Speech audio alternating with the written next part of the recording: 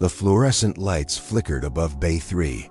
I turned to grab another vial of epinephrine from the crash cart, and that's when I saw them, two tiny eyes, dark and glassy, staring directly at me from beneath the white sheet on the steel table. My breath caught, the room tilted. Every sound in the EVE beeping monitors, the overhead pages, the rolling gurneys collapsed into a single, suffocating silence. Dr. Sullivan had declared this baby dead 2 hours ago. But what I uncovered wasn't death. It was something far worse. It was a Thursday night at St. Halstead, and the AO was alive in that chaotic, rhythmic way that only a level 1 trauma center can be. The automatic doors hissed open every 30 seconds, admitting a new wave of pain, fear, and desperation. I'd been on shift for 11 hours, and my white coat smelled like antiseptic and stale coffee.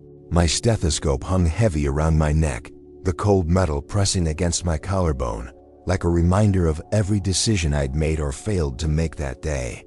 I'm Dr. Marcus Coleman, 28 years old, 6 months into my internal medicine residency, and still trying to figure out if I belong here. The EO was my rotation this month, which meant I was working alongside Dr. Helen Park, the attending on nights. She was a small woman with sharp eyes and an even sharper tongue.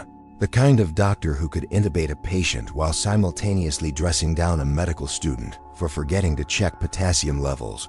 I respected her, feared her a little, but mostly I wanted to be like her, calm under pressure, decisive, unshakable. The shift had started like any other. I'd arrived at 6 p.m., grabbed a cup of bitter coffee from the break room, and reviewed the patient list with the outgoing resident, an exhausted-looking woman named Dr. Sarah Kim, who looked like she hadn't slept in 3 days. Bay 2 is irregular, she'd said, scrolling through her tablet without looking up. Chronic pancreatitis, comes in every week for pain management. Bay 5 is a possible AMI, waiting on troponins. Bay 8 is, well, Bay 8 is interesting. 50-year-old woman convinced she's being poisoned by her neighbors through her air vents. Psychiatric consult? I'd asked. Already called. They're backed up. Good luck.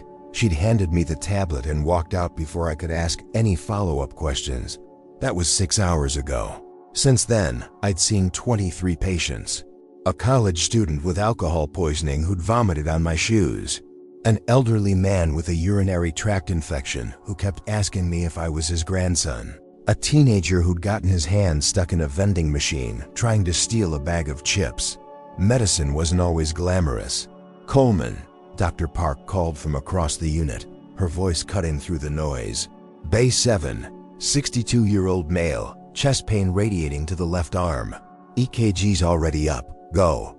I nodded, grabbed the tablet from the nurse's station, and moved quickly toward Bay 7. The smell of bleach and iodine hung thick in the air. Somewhere behind me, a child was crying. A monitor alarm shrieked in 3 short bursts, then went silent. The AOA at night felt like a living organism pulsing, breathing, constantly shifting. You had to move with it or get swallowed whole. The patient in Bay 7 was a broad-shouldered man with graying hair and a wedding ring that bit into his swollen finger. His face was pale, slick with sweat. His eyes darted around the room like he was looking for an exit that didn't exist. "Mr. Pearson," I said, keeping my voice calm and steady as I pulled on gloves. "I'm Dr. Coleman. Can you describe the pain for me?" He winced, pressing a fist against his sternum. "Feels like ... like someone sitting on my chest. Started about an hour ago. Thought it was indigestion." I placed my stethoscope against his chest, listening to the rapid thud of his heart. Irregular, too fast. I glanced at the EKG on the monitor. St. elevation in leads 2, 3, and a VF. Inferior wall me. Classic presentation. "We're going to take care of you," I said, meeting his eyes. "You're having a heart attack, but we caught it early. I'm going to start you on aspirin, nitroglycerin, and we'll get cardiology down here right away." His wife stood in the corner, clutching her purse with white knuckles. "Is he going to be okay?" I wanted to say yes. I wanted to promise her that everything would be fine, that her husband would walk out of here and grow old with her. But I'd learned in the past 6 months that promises in medicine are dangerous things. "We're doing everything we can," I said instead. I gave the orders to the nurse, a woman named Rita with 20 years of experience and zero tolerance for hesitation. She moved with the kind of efficiency that only comes from seeing 1,000 emergencies and knowing exactly what to do for each one. Aspirin, nitro, morphine for the pain, she repeated back, already pulling the medications from the supply drawer. Cardiology's on their way. I stepped back, letting her work, and exhaled slowly. My hands were steady. My mind was clear. This was what I'd trained for. This was why I was here.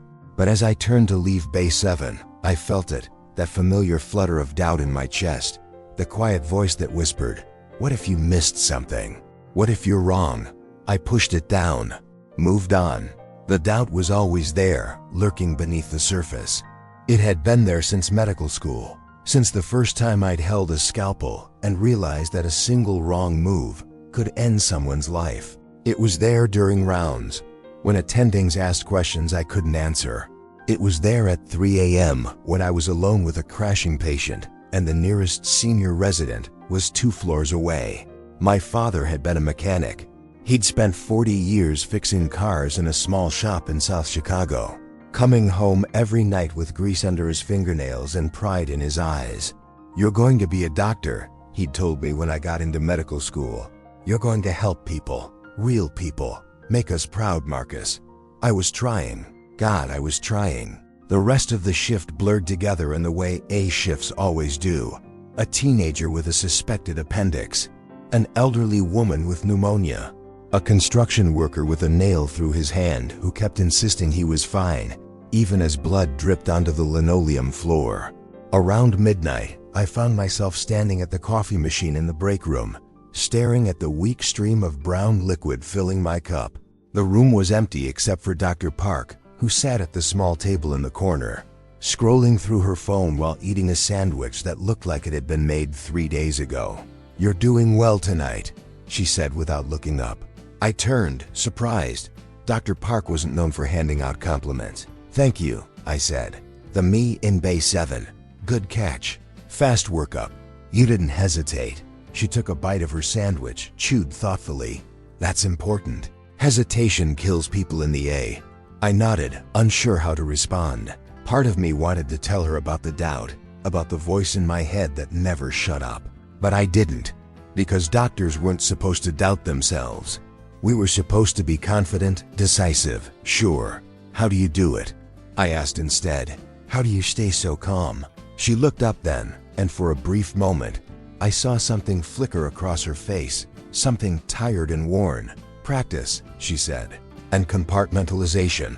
You can't let yourself feel everything, Coleman. If you do, you'll burn out before you finish residency." "Is that healthy?" She smiled, but it didn't reach her eyes. "No, but it's necessary." Before I could respond, the overhead speaker crackled to life. "Dr. Park to Bay 1. Dr. Park to Bay 1. Stat." She was on her feet instantly, sandwich forgotten, moving toward the door. I followed. By 2 a.m., the chaos had settled into a low hum. Dr. Park was in the break room, charting. I was at the nurse's station, reviewing labs on a laptop, when the automatic doors burst open. A woman stumbled in, her face contorted in pain, one hand pressed against her enormous belly. She was young, maybe 25, with dark hair plastered to her forehead with sweat. Behind her, a man in a flannel shirt hovered, looking terrified. "Help!" he shouted. "She's in labor. The baby's coming." Rita was at their side in seconds. "How far apart are the contractions?" 2 minutes, the woman gasped, doubling over. "Maybe less." I don't know. Get her to OB, doctor," Park said, appearing from the break room with her coffee still in hand. "Page obstetrics now." But before anyone could move, the woman let out a scream, raw, primal, the kind of sound that bypasses your ears and goes straight into your bones. Her water broke in a gush across the floor, and she collapsed against the intake desk. "We don't have time," Rita said, already grabbing a wheelchair. "She's crowning." Dr. Park's expression shifted, not panic, but something close to it. "Get her to Bay 1. Someone call OB and tell them we're delivering here. Now." I followed them, my heart pounding in a way that had nothing to do with adrenaline and everything to do with the sudden, terrible awareness that I had never delivered a baby, not once, not even in simulation. Internal medicine residents didn't do obstetrics. That wasn't my world. But tonight, it would have to be. The woman Sarah Jennings, according to the intake form Rita shoved into my hands, had arrived at St. Halstead expecting a routine prenatal checkup earlier that day. She'd been sent home with instructions to rest, to drink water, to come back if contractions became regular. They'd become regular 20 minutes ago in her car on the highway. Her husband had driven 90 miles per hour to get here. Now she was having the baby whether we were ready or not. Bay 1 smelled like antiseptic and fear. The woman, her name was Sarah Jennings, was on the bed now, her legs in stirrups, her face red and wet with tears. Her husband stood at her side, gripping her hand like it was the only thing keeping him tethered to the earth. Dr. Park was already gowned and gloved, positioning herself between Sarah's legs. I stood to the side, feeling useless and out of place, my hands hovering in the air like I'd forgotten what they were for. "Coleman, glove up," Dr. Park said without looking at me. "You're assisting." I nodded, snapped on gloves, and moved closer. The fluorescent lights above us buzzed. The monitor beeped steadily. Sarah screamed again, and I saw the crown of the baby's head, dark hair, slick with fluid. "Good, Sarah," Dr. Park said, her voice firm but kind. "You're doing great. One more push." "Big one." Sarah bore down, her face twisting with effort, and then suddenly there it was. The baby slid into Dr. Park's hands, tiny and purple and completely silent. Too silent. My chest tightened. I looked at the baby's face, eyes closed, mouth slack, no movement. No cry. In medical school, they'd taught us that babies should cry immediately after birth. It's a reflex, an automatic response to the sudden influx of air into the lungs. The cry clears fluid, establishes breathing, signals that all systems are functioning. This baby wasn't crying. "Suction," Dr. Park said sharply, and Rita handed her the bulb syringe. She cleared the baby's airway, once, twice. Nothing. "Cord?" I asked, my voice barely above a whisper. "Already cut," Dr. Park said. She rubbed the baby's back, her movements quick and practiced. "Come on, sweetheart. Come on." Still nothing. The room felt like it was shrinking. Sarah was crying now, reaching for the baby. "Why isn't he crying? Why isn't he?" "Give us a second," Dr. Park said. Her tone clipped. She glanced at me. "Warm blankets. Stimulate." I grabbed the blankets from the warmer, wrapped the baby, and rubbed his tiny chest in small circles. His skin was cold. Too cold. His lips were blue. I'd read about this in textbooks. Neonatal asphyxia. Failure to establish spontaneous respiration after birth. Causes: umbilical cord compression, placental abruption, maternal hypotension, fetal distress. Treatment: immediate resuscitation, positive pressure ventilation, chest compressions if needed. But reading about it and seeing it were two different things. "Heart rate?" I asked. Rita placed the stethoscope against the baby's chest, listened for a moment, then shook her head. "Nothing." The word hung in the air, heavy and final. Dr. Park's jaw tightened. She looked at the clock on the wall, 2:47 a.m. Then she looked at Sarah, then at the baby. I watched her face change. Watched the moment she made the decision. It was subtle, a slight relaxation of her shoulders, a softening of her expression, resignation. "Time of death," she said quietly. 2:47 a.m. The words hit the room like a physical blow. Sarah's scream was something I'll never forget, high and broken, a sound no human should ever have to make. Her husband collapsed against her, sobbing into her shoulder.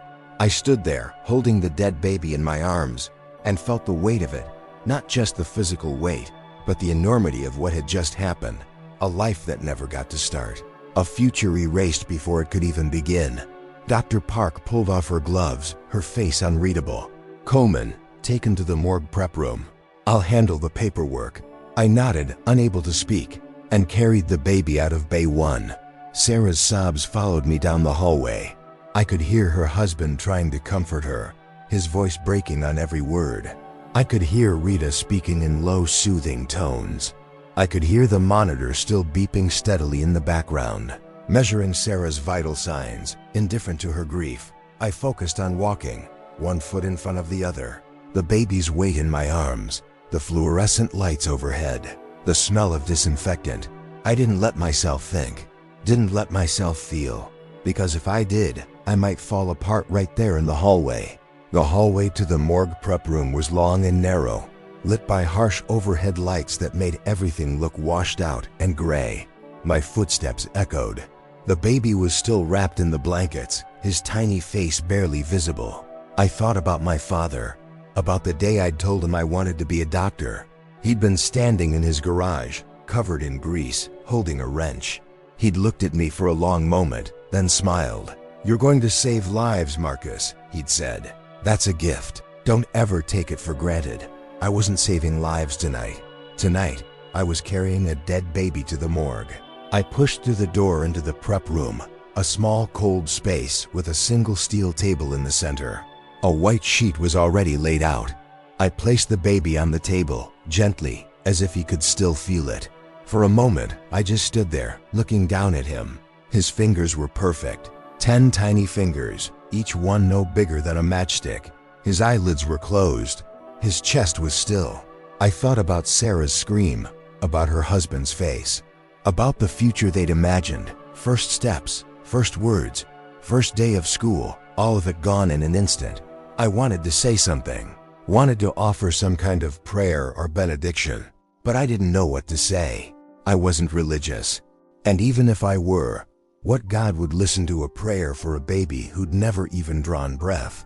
I pulled the white sheet over the baby's body, covering him completely, and stepped back. "I'm sorry," I whispered to the empty room. Then I turned and walked out. The hallway seemed longer on the way back, colder. I could still feel the weight of the baby in my arms, even though they were empty now. I could still see his face pale, still gone. When I returned to the EO doctor, Park was in Bay 1 with Sarah and her husband. The door was partially closed, but I could hear their voices low, somber. Dr. Park explaining what would happen next. Grief counseling, options for the remains, follow-up appointments, the medical side of death.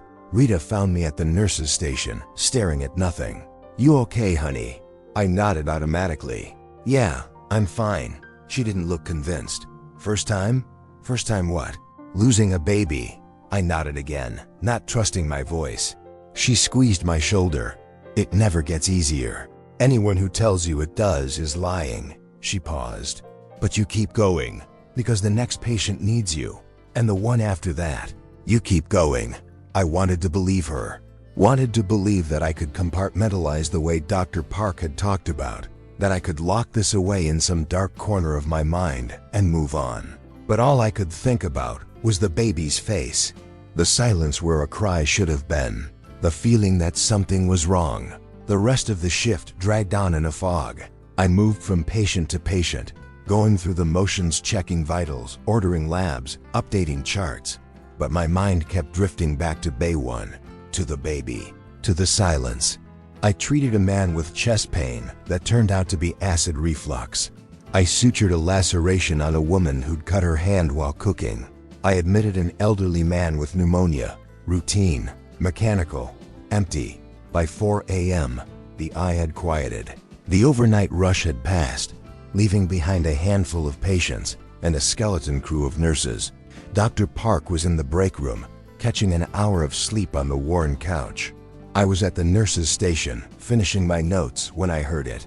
A sound, faint, almost imperceptible, like a soft rustling of fabric. I looked up. The hallway was empty. The overhead lights hummed. I shook my head, told myself I was hearing things.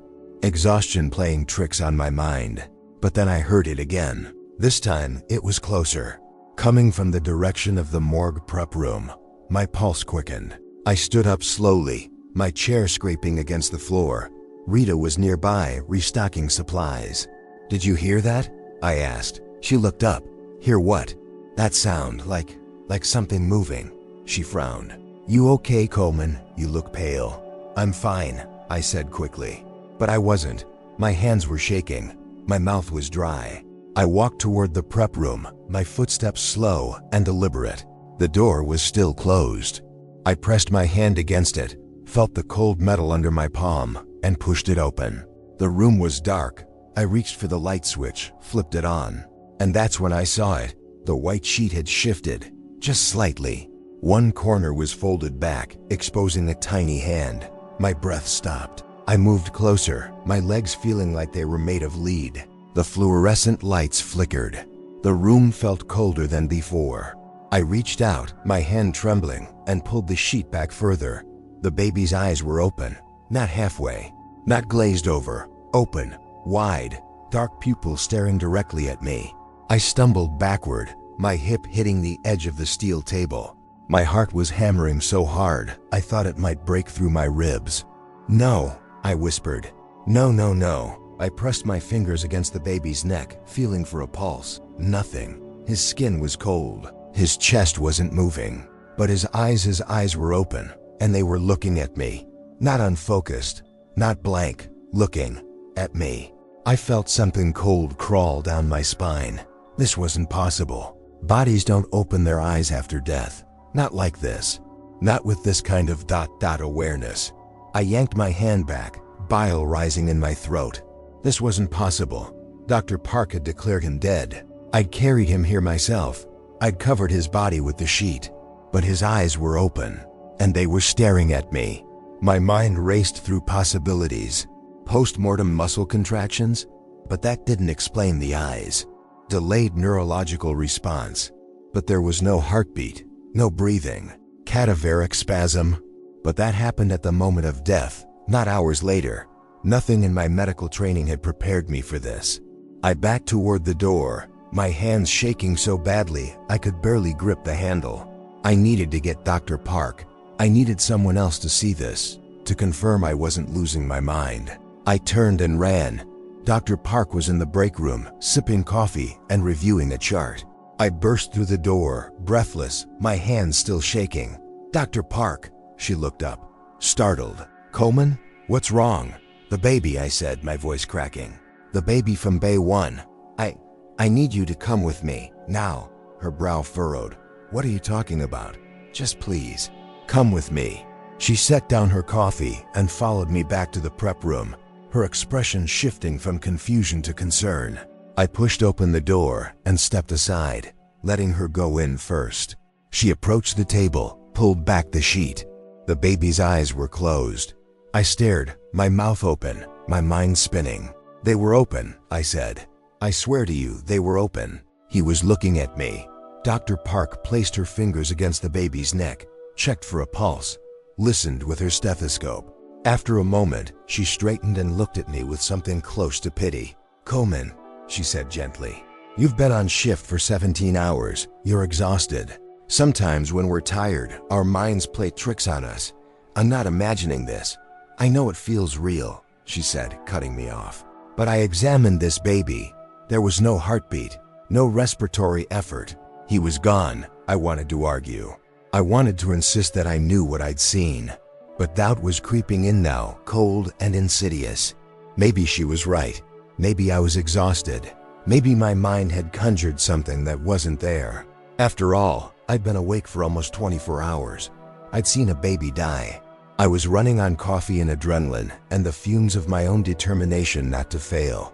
Maybe I was breaking down. "Go home," Dr. Park said, her voice firm but kind. "Get some sleep. You'll feel better." I nodded slowly, my throat tight. "Yeah, okay." But as I turned to leave, I glanced back at the table one more time, and I could have sworn I saw the baby's chest rise. Just once, so faint it might have been nothing. But I saw it. I didn't go home. Instead, I sat in my car in the hospital parking lot, staring at the dashboard, my hands gripping the steering wheel so hard my knuckles turned white. The morning sun was rising, casting long shadows across the asphalt. Around me, the world was waking up, nurses arriving for the day shift, visitors heading inside with flowers and balloons, delivery trucks rumbling past. But all I could see were those eyes, open, staring. I pulled out my phone and opened the hospital's electronic medical record system. My hands were still shaking as I typed in the baby's information. Jennings, baby boy, Dobb, December 18th, 2025. Time of death, 2:47 a.m. The file was there. Everything was documented. Dr. Park's notes were thorough: no heartbeat, no respiratory effort, Apgar score of 0 at 1 minute and 5 minutes. Cause of death, stillbirth, likely due to umbilical cord compression. It was all there. Neat, official, final, but something about it felt wrong. I scrolled through the notes again, reading more carefully this time.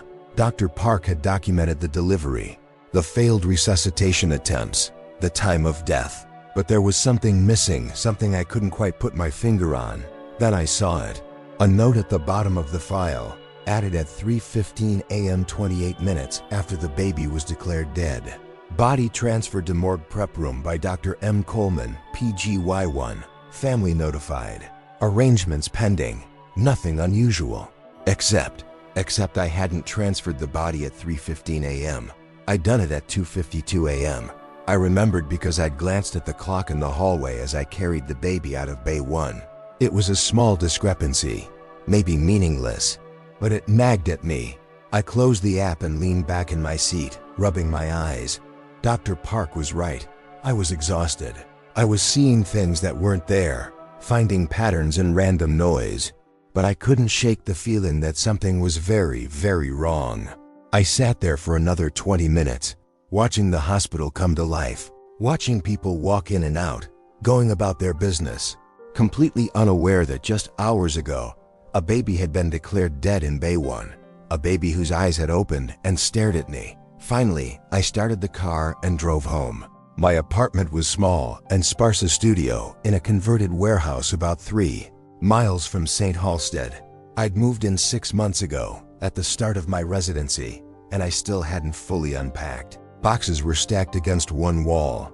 My furniture consisted of a mattress on the floor, a folding table, and a chair I'd found on the street. I'd told myself I'd decorate eventually, buy a real bed frame, hang pictures, make it feel like home. But between 80-hour work weeks and crushing exhaustion, eventually never seemed to arrive. I kicked off my shoes, stripped off my scrubs, and stood under the shower for a long time, letting the hot water beat against my shoulders. I tried to wash away the night, the sound of Sarah's scream, the weight of the baby in my arms, the image of those open eyes, but it wouldn't wash away. I dried off, collapsed onto my mattress, and stared at the ceiling. Sleep should have come easily. I'd been awake for almost 24 hours, but my mind wouldn't stop spinning. What if the baby was alive? The thought was absurd, impossible. Dr. Park had examined him. There was no heartbeat, no breathing, no signs of life. But what if she'd missed something? I pulled out my phone and started searching medical journals. Apparent stillbirth, neonatal resuscitation, post-mortem reflexes. I found case reports of babies who'd been declared dead but later revived. Rare cases, mostly in developing countries where medical resources were limited. Cases where babies had been in extreme hypothermia. Their metabolism slowed to the point where vital signs became undetectable. Could that have happened here? I kept reading. Found a study from Sweden about Lazarus syndrome, spontaneous return of circulation after failed resuscitation attempts. It was incredibly rare, but it happened. Usually within minutes of declaring death, not hours, but still, it happened. I put down my phone and closed my eyes, trying to force myself to sleep. But every time I started to drift off, I saw those eyes again, open, staring. After an hour of tossing and turning, I gave up.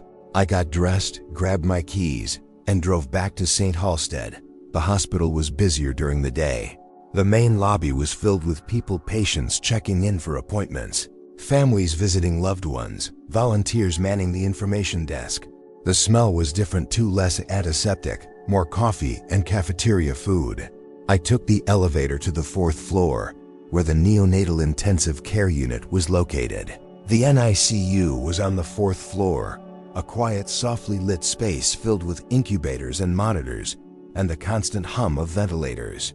I didn't have any reason to be there. Internal medicine residents didn't rotate through the NICU, but I needed answers. I found Dr. Lydia Chun, the attending neonatologist, at the nurses' station. She was a small woman with glasses perched on the end of her nose, the kind of doctor who radiated calm competence. I'd met her once during orientation, but we'd never worked together. Dr. Chun, I said, approaching carefully. Can I ask you something? She looked up from her chart, surprised. Dr. Coleman, right? Internal medicine? Yes, ma'am. I was involved in a delivery last night, stillbirth, and I wanted to ask you about how you determine if a baby is really gone. Her expression softened. That's a hard case to work. I'm sorry you had to go through that. I just ... I need to understand. If a baby is born with no heartbeat, no breathing, no movement, is there any chance they could still be alive? Dr. Chun set down her pen and folded her hands. In extremely rare cases, yes. There's something called apparent stillbirth, where a baby shows no signs of life but is actually in a state of profound metabolic suppression. It's more common in hypothermic conditions. Cold stress can slow the metabolism to the point where vital signs become undetectable. My pulse quickened. How would you tell the difference? You'd need to monitor the baby closely for at least 10 to 15 minutes after birth. Check for any spontaneous movement, any gasp reflex, any change in color. And even then, you'd want to continue resuscitation efforts longer than you might for an adult. Neonatal resuscitation guidelines recommend at least 20 minutes of CPR before declaring a baby deceased. 20 minutes. I thought back to Bay 1. Dr. Park had worked on the baby for maybe 5 minutes, maybe less, then she'd called it. What if ... I hesitated. What if someone declared a baby dead too soon? Dr. Chun's expression grew serious. Then that would be a significant medical error, one with devastating consequences. She paused, studying my face. Dr. Coleman, do you have concerns about a specific case? I wanted to tell her everything, about the open eyes, about the chest movement I thought I'd seen, about the nagging feeling that something was wrong. But I also knew how it would sound, like the ramblings of an exhausted resident who'd been on shift too long, who was seeing things that weren't there. No, I said finally. I was just curious. Thank you for your time, Dr. Coleman, she called after me. If you have concerns about a case, you need to report it. Patient safety comes first, always. I nodded and walked out, my mind racing. I spent the next few hours in the medical library, buried in textbooks and journal articles. I read everything I could find about neonatal resuscitation, stillbirth diagnosis, apparent death syndromes. The more I read, the more convinced I became that Dr. Park had made a mistake. The guidelines were clear. Neonatal resuscitation should continue for at least 20 minutes. The baby should be kept warm, monitored continuously, given every possible chance to respond. Dr.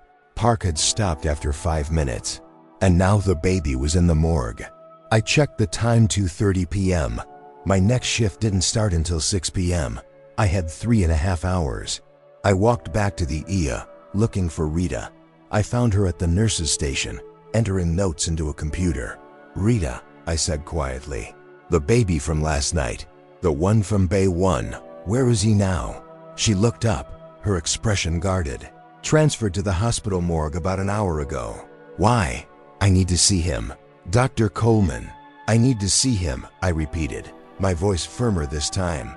Can you help me access the morgue? She studied me for a long moment, then sighed. You're not going to let this go, are you? No, fine, but you'll need an attending to authorize it, and you'll need to fill out a request form. I'll get it. Getting an attending to authorize the request was harder than I expected. Most of them were too busy to be bothered with what they saw as a pointless request from a resident who should be sleeping between shifts. Finally, I found Dr. Ramirez, one of the pathology attendings. He was a tall, thin man with a perpetual 5 o'clock shadow and a reputation for being approachable. You want to examine a deceased neonate? He asked, raising an eyebrow. Why? I was present at the delivery, I said carefully, and I want to make sure we didn't miss anything. For learning purposes, it wasn't entirely a lie.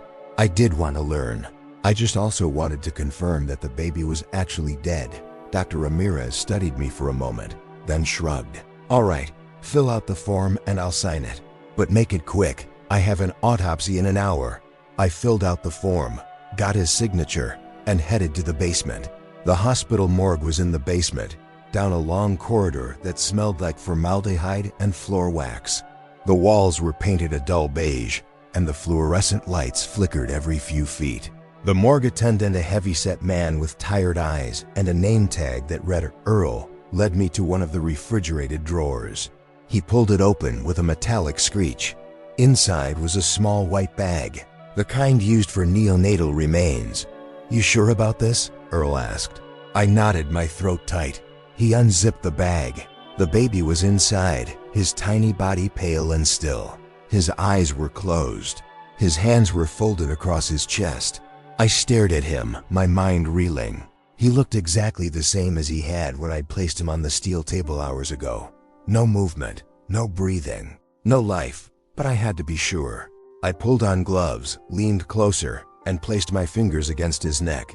His skin was ice cold. I pressed harder, searching for a pulse. Nothing. I moved my fingers to his wrist. Still nothing. I checked his femoral artery. Nothing. Then, just to be absolutely certain, I pulled out my penlight, lifted one eyelid, and shone the light directly into his pupil. The pupil constricted. I froze. The light reflex. A brainstem function.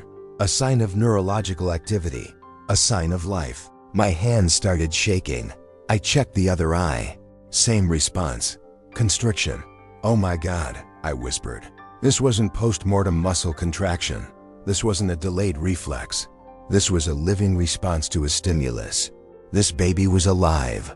Earl stepped closer. "Something wrong?" "Get Dr. Park," I said, my voice barely above a whisper. "Get her now.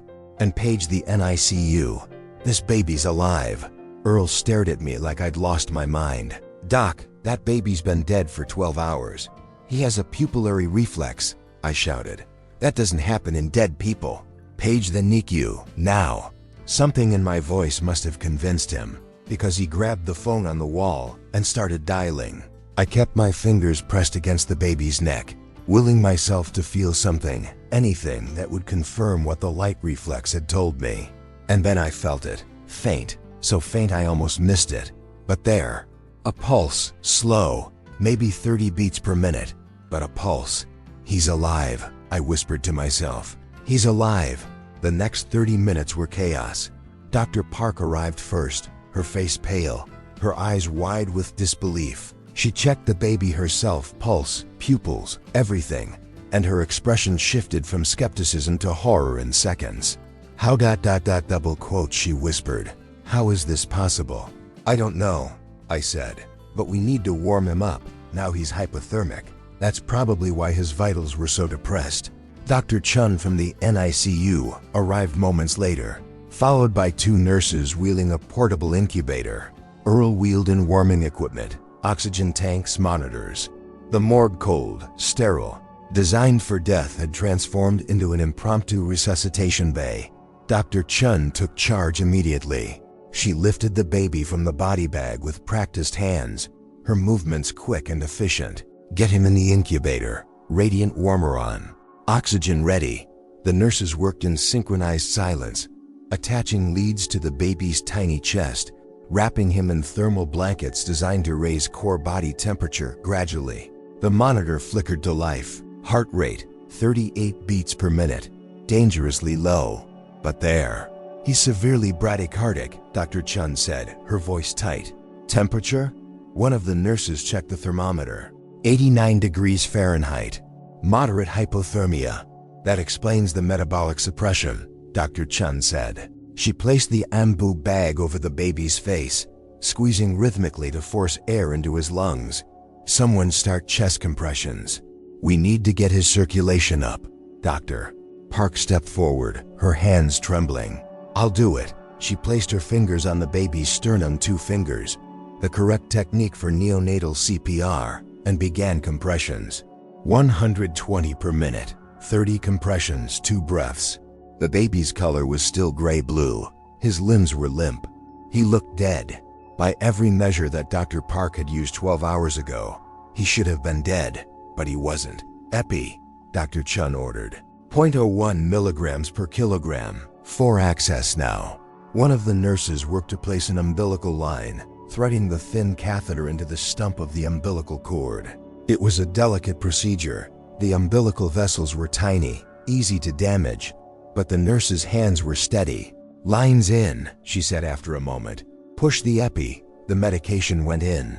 We waited. 10 seconds. 20, 30. The monitor beeped. The heart rate climbed. 42, 48, 55. "We have response," Dr. Chun said. "Keep going, doctor." Park continued compressions, her face a mask of concentration. I could see sweat beading on her forehead, could see the tension in her shoulders. She was giving everything she had. The baby's chest rose and fell with each breath from the ambu bag. His color started to shift from gray to dusky pink. His fingers switched. "Heart rate's up to 65, one of the nurses said. "Sat's at 82 and climbing." "Good," Dr. Chun said. "Another round of epi. Let's get him above 100. The second dose of epinephrine went in. The heart rate jumped 75, 85, 95. And then, for the first time in 12 hours, the baby cried. It was weak, barely more than a whimper. But it was a cry. The sound cut through the morgue like lightning. Dr. Park stopped compressions, stepping back, her hands falling to her sides. Her face had gone completely white. "Keep bagging," Dr. Chun said to the nurse. "Don't stop." The nurse continued squeezing the ambu bag, and the baby's cry grew stronger. His arms moved. His legs kicked weakly against the thermal blankets. "Heart rate's 110, the other nurse said. "Sat's at 90. Dr. Chun placed her stethoscope against the baby's chest, listened for a long moment. Breath sounds bilateral. Heart tones strong. "He's responding." She looked up at me, and I saw something in her eyes I couldn't quite name. Respect, maybe, or disbelief. "Dr. Coleman, you just saved this baby's life." I couldn't speak. My throat was too tight, my eyes burning. All I could do was stare at the tiny body in the incubator, at the chest rising and falling, at the fingers curling and uncurling. Alive. He was alive. They transferred the baby to the NICU within the hour. Dr. Chun supervised the transport personally, monitoring every vital sign, ready to intervene at the slightest change. I followed them upstairs, unable to tear myself away.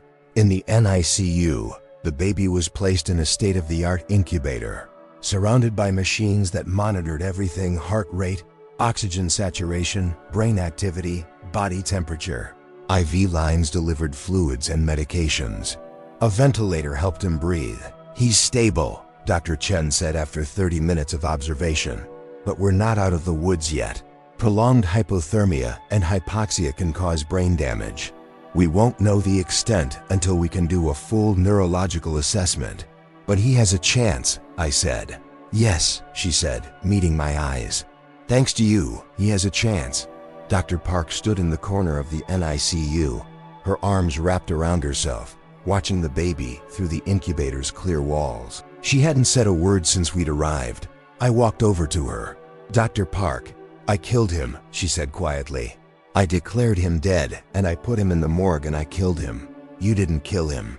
You made a mistake, but I almost killed him," she corrected. "If you hadn't checked on him, if you hadn't trusted your instincts, ... double quote," she trailed off, shaking her head. "I've been doing this for 15 years, Coleman.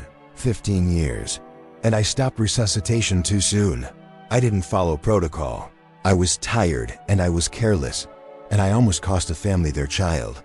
I didn't know what to say to that, because she was right. She had stopped too soon. She hadn't followed protocol. And if I hadn't gone back to the morgue, if I hadn't checked one more time, the baby would have died for real." "What happens now?" I asked quietly. She looked at me, her eyes red-rimmed. "Now I report myself to the medical board. I take responsibility for what I did, and I face whatever consequences come." She paused. "You should report me too, if you haven't already." "I haven't." "You should." Before I could respond, a social worker appeared at the entrance to the NICU. "Dr. Park, the family is here. They're asking to see their baby." Dr. Park took a deep breath, straightened her shoulders, and walked toward the entrance. I followed. Sarah and her husband were in the waiting area, holding each other. Sarah's eyes were swollen from crying. Her husband looked like he hadn't slept. They both looked like they'd been through a war. When they saw Dr. Park, Sarah stood up. "Is it true?" she asked. her voice shaking. "Is he really alive?" Dr. Park nodded. "He is. He's in the NICU right now, and he's stable. I'm so sorry, Mrs. Jennings. I made a terrible mistake. I should have continued resuscitation longer. I should have monitored him more carefully. This should never have happened." Sarah stared at her for a long moment. Then she looked at me. "You're the one who found him? The one who realized he was alive?" I nodded. "Yes, ma'am." She crossed the room and hugged me.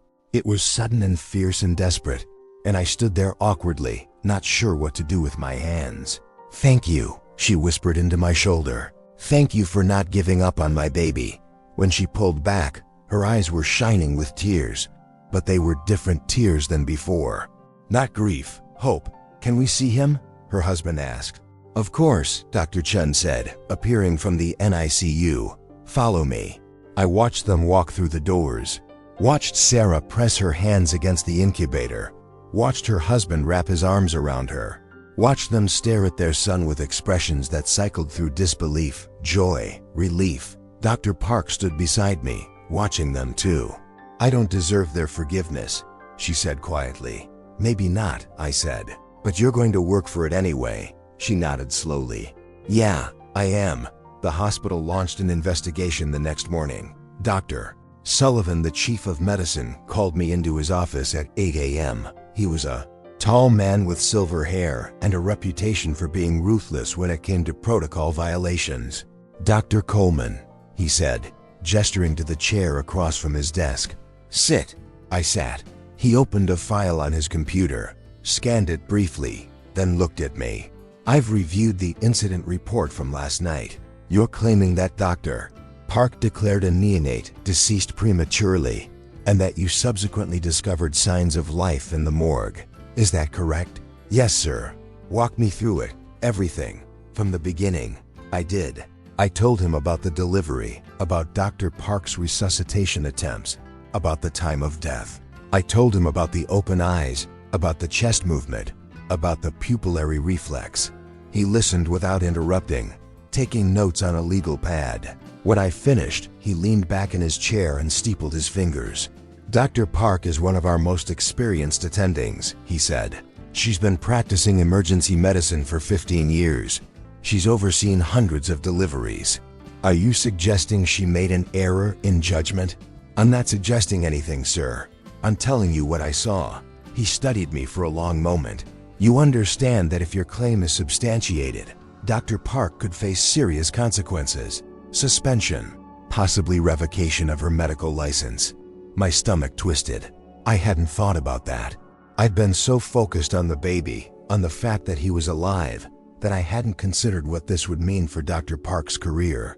But then I thought about Sarah, about her husband, about the moment they'd been told their son was dead, and the grief that had shattered them in that instant, about the 12 hours they'd spent believing they'd lost their child. "I understand," I said. "Dr. Sullivan nodded slowly. "We'll conduct a full review. In the meantime, I need you to write a detailed statement of everything you observed. Include times, specific details, anything that might be relevant." "Yes, sir." "And Dr. Coleman," he paused, "you did the right thing. Don't doubt that." I spent the next 3 days writing my statement, answering questions from the risk management team, giving interviews to investigators from the state medical board. It was exhausting and emotionally draining, and through it all, I kept wondering if I'd done the right thing. Dr. Park had been placed on administrative leave. I'd heard through the grapevine that she was devastated, that she'd retained a lawyer, that she was facing possible charges of medical negligence. Some of the other residents thought I'd thrown her under the bus, that I should have handled it quietly, talked to her first before going to administration. But every time I doubted myself, I went to the NICU and looked at Marcus Jennings. That's what they'd named him, Marcus, after me. He was growing stronger every day. His neurological exams were coming back normal. Dr. Chun said he'd probably be able to go home in a week, maybe 2. He was alive because I hadn't kept quiet. The investigation took 2 weeks. The findings were comprehensive and damning. Dr. Park had failed to follow standard neonatal resuscitation protocols in multiple ways. She'd stopped CPR after only 5 minutes, well short of the recommended 20. She hadn't properly assessed the baby's temperature. She hadn't monitored for delayed signs of life. She declared death based on an incomplete examination. The medical board suspended her license for 6 months. She was required to complete extensive retraining in neonatal resuscitation. When she returned to practice, she'd be on probation for a year with quarterly reviews. It was a severe penalty, but not career-ending. She could come back from it. I saw her once during those 2 weeks, in the hospital cafeteria. She was sitting alone at a corner table, staring into a cup of coffee that had probably gone cold an hour ago. I hesitated, then walked over. "Dr. Park," she looked up. Her eyes were red-rimmed, exhausted. She'd lost weight. "Dr. Coleman, can I sit?"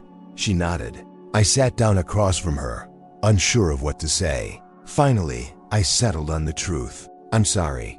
She let out a bitter laugh. "Don't be. You did the right thing." "I didn't." She paused, wrapping her hands around the coffee cup. "That baby is alive because of you, not me. You saved him, and I almost killed him. Those are the facts. You taught me a lot," I said quietly. "You're a good doctor." "I was a good doctor," she said. "Now I'm just someone who almost killed a baby because I was too tired and too arrogant to follow basic protocol. You made a mistake. You're human. Mistakes like that end careers, Dr. Coleman. They end lives." She took a sip of her coffee, winced at the taste. I've spent the past 2 weeks replaying that night in my head, trying to figure out where I went wrong. And you know what I realized? I stopped being careful. I stopped questioning myself. I saw hundreds of stillbirths, and they all looked the same, so I assumed this one was the same too. I got comfortable, complacent. What are you going to do now? Take the suspension, do the retraining, learn from my mistake. She met my eyes. And make sure it never happens again. She stood up, picked up her coffee cup. "Take care of yourself, Dr. Coleman. And don't ever let yourself get so comfortable that you stop questioning everything, even yourself, especially yourself." She walked away, and I watched her go, feeling the weight of everything that had happened settle over me. The hospital implemented new protocols in the wake of the incident. Every neonatal death now required a secondary examination by a neonatologist within 30 minutes of declaration. Resuscitation efforts were mandated to continue for at least 20 minutes in all cases, with clear documentation of every intervention attempted. Temperature monitoring became standard during and after delivery. Babies declared deceased were now kept in warming environments for at least 2 hours before transfer to the morgue, with continuous monitoring for any signs of life. It was a comprehensive overhaul, designed to ensure that what happened to Marcus Jennings would never happen again. I was invited to present the case at a hospital-wide morbidity and mortality conference. Standing in front of a room full of attendings and residents, I walked them through every detail: the delivery, the resuscitation, the declaration of death, my decision to check the morgue, the discovery that he was alive. When I finished, the room was silent. Then Dr. Sullivan stood up. "This case represents both the best and the worst of medicine," he said. "Dr. Park made a serious error, one that had devastating consequences. But Dr. Coleman demonstrated the kind of diligence and persistence we should all aspire to. He trusted his instincts even when he was told he was wrong. He advocated for his patient even when that patient was thought to be beyond help. That's what good medicine looks like." The room erupted in applause. I stood there, feeling uncomfortable and unworthy, thinking about all the times I doubted myself, all the moments I'd almost walked away. After the conference, Dr. Chun found me in the hallway. "That was a good presentation," she said. "Thanks. I meant what I said in my report. You saved that baby's life. Your instincts were right, even when everyone told you they weren't." She paused. "Have you thought about neonatology? We could use someone like you." I smiled. "I'm committed to internal medicine. But thank you. Well, if you ever change your mind, come find me." Marcus Jennings went home 3 weeks after he was born. I wasn't there for his discharge. I was on a different rotation by then. But Sarah sent me a photo. Marcus was bundled in a blue blanket, his tiny face peeking out, his eyes wide and curious. His skin was pink and healthy. His hand was wrapped around Sarah's finger. The caption read, Our little miracle. Thank you for giving us our son." I saved the photo, put it in a folder on my phone labeled, "Why I Do This." Looked at it whenever I felt the doubt creeping back in. Whenever I questioned whether I was cut out for this profession. 6 months later, I ran into Dr. Chun in the hallway outside the NICU. She was reviewing a chart, but she looked up when she saw me. "Dr. Coleman," she said, smiling. "How's internal medicine treating you?" "Good," I said. "Busy, but good. I heard you're applying for a cardiology fellowship." "Thinking about it." She nodded. "You'll be great at it. You've got good instincts. Trust them." "Thank you." She started to walk away, then paused. "Oh, and Dr. Coleman? I saw Marcus Jennings in the pediatric clinic last week. 6-month checkup. He's perfect, meeting all his milestones. No neurological deficits whatsoever. He's a healthy, happy baby." I felt a smile spread across my face, the first genuine smile I'd had in weeks. "That's great to hear." "It is." She met my eyes. "You saved his life. Don't ever forget that." Dr. Park returned to work 8 months after the incident. She came back to a different hospital, not St. Halstead, but a smaller facility about an hour north. She took a position working day shifts in the emergency department, focusing on lower acuity cases. I heard through the medical grapevine that she was doing well, that she was cautious and thorough, that she'd become something of a mentor to younger residents, always emphasizing the importance of following protocol, of never getting too comfortable. I hoped she'd found peace. I hoped she'd forgiven herself, even though I knew that kind of forgiveness might take years. It's been 2 years since that night in the A.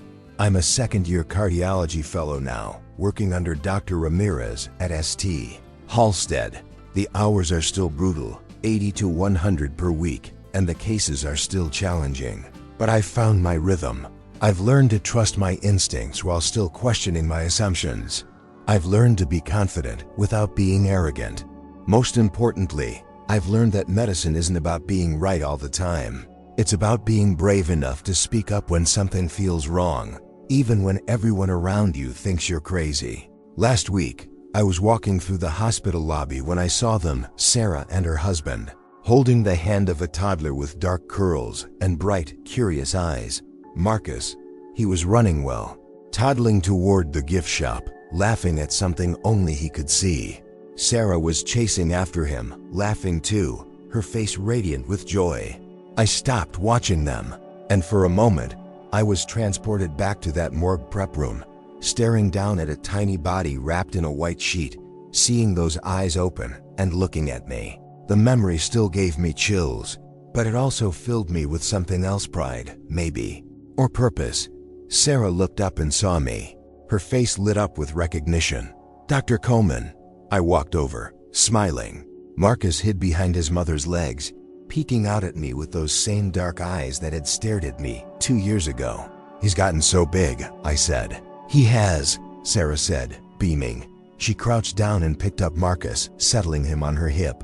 "And he's stubborn, headstrong, curious about everything. Just like his namesake, I imagine," I laughed. "I'll take that as a compliment."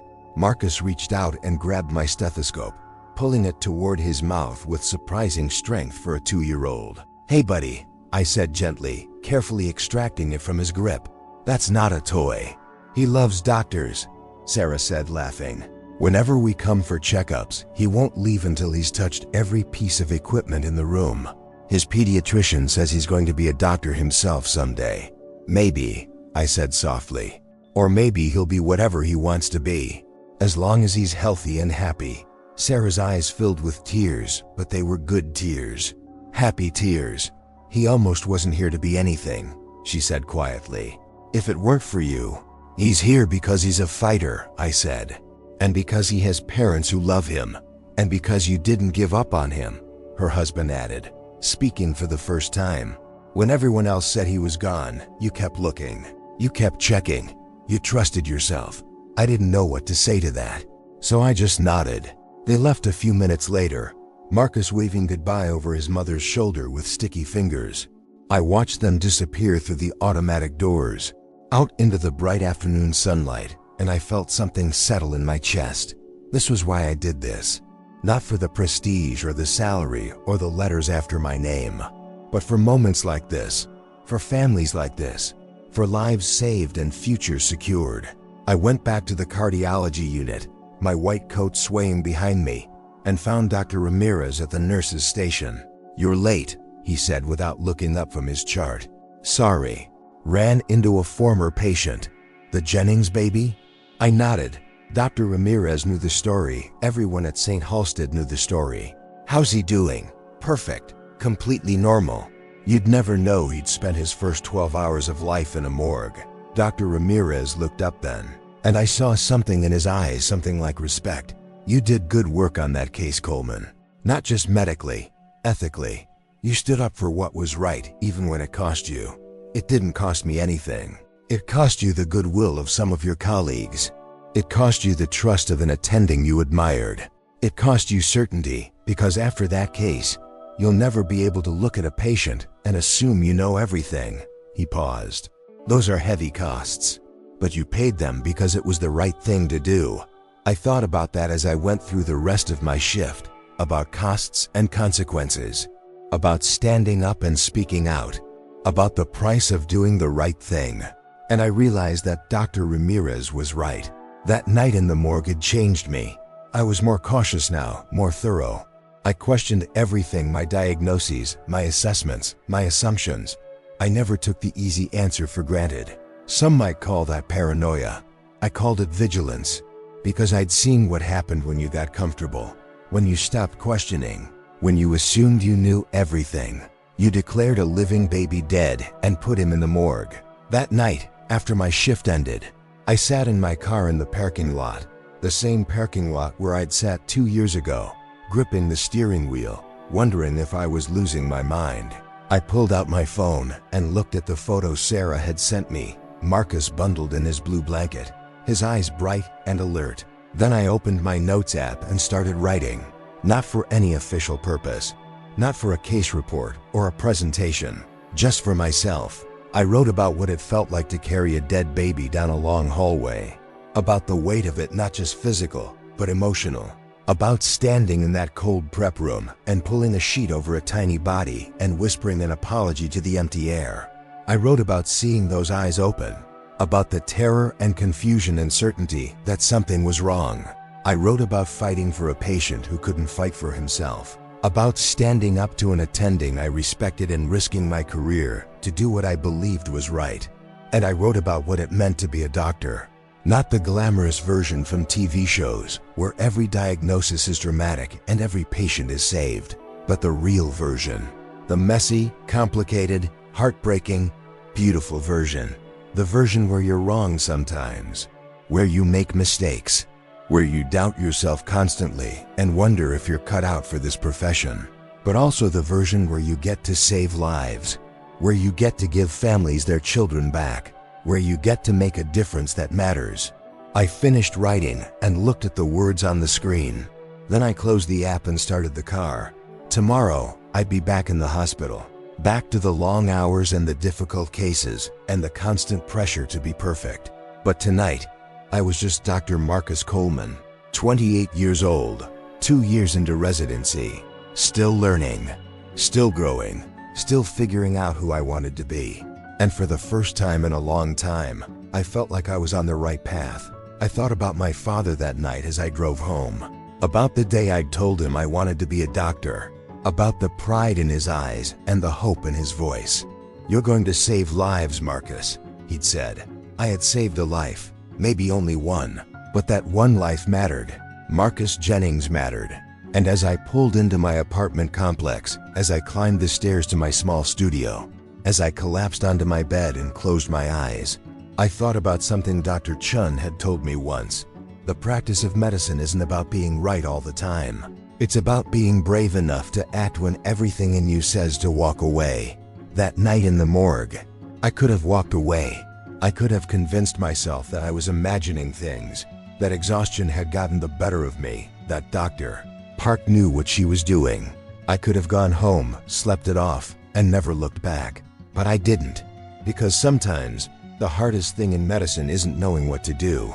It's having the courage to do it, even when you're scared, Even when you're doubted, even when you're alone, you trust your instincts. You ask the hard questions. You fight for your patients, even when the system tells you to stop. Because at the end of the day, that's what being a doctor means. Not perfection, not infallibility, just courage, compassion, and the willingness to stand up and say, something's wrong, and I'm going to fix it. I fell asleep that night with the image of Marcus Jennings in my mind, not the pale, lifeless baby on the steel table, but the toddler with the bright eyes and sticky fingers, reaching for my stethoscope, laughing at the world. Alive, alive. And I knew, with absolute certainty, that this was why I'd become a doctor. Not for the glory or the recognition or the money, but for this, for the privilege of fighting for life, for the honor of being trusted with someone's most precious moments, for the responsibility of caring for people at their most vulnerable. It was hard, it was exhausting, it was heartbreaking, but it was also the most meaningful thing I'd ever do, and I wouldn't trade it for anything.